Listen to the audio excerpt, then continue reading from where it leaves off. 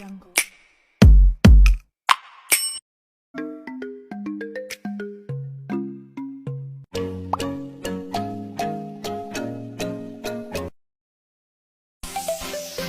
Korupsi selalu punya cara untuk mematahkan hati kita.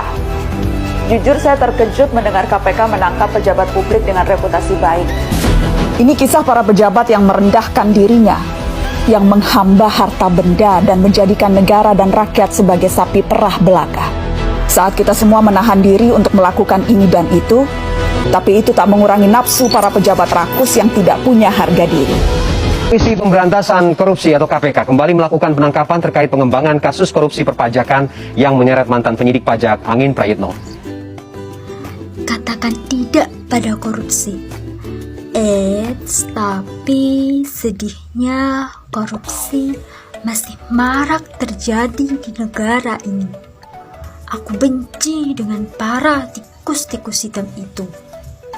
Tikus-tikus yang bukan memakan daging, malah memakan uang. Korupsi sungguh menyusahkan rakyat ya. Padahal yang korupsi para pejabat, yang disusahkan malah rakyatnya. Tapi tanpa kita sadari, kita juga pasti pernah atau bahkan juga sering melakukan korupsi loh. Ada yang pernah datang terlambat saat kuliah, atau justru sengaja bolos kuliah. Hati-hati, itu juga korupsi loh. Korupsi waktu namanya. Tidur saat jam kuliah berlangsung, asik ngobrol sama teman saat kegiatan kuliah berlangsung. Itu juga termasuk korupsi ya teman-teman. Tapi kalian tahu gak sih apa itu korupsi?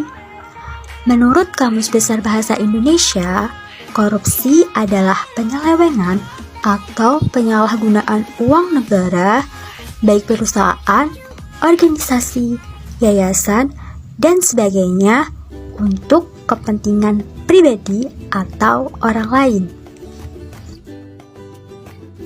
Nah, sekarang aku mau kasih tahu nih sama teman-teman, bentuk-bentuk korupsi itu apa aja sih? Bentuk-bentuk korupsi ada merugikan keuangan negara, suap, gratifikasi, penggelapan dalam jabatan, pemerasan, perbuatan curang, dan konflik kepentingan. Sebagai mahasiswa Indonesia, berani berantas korupsi.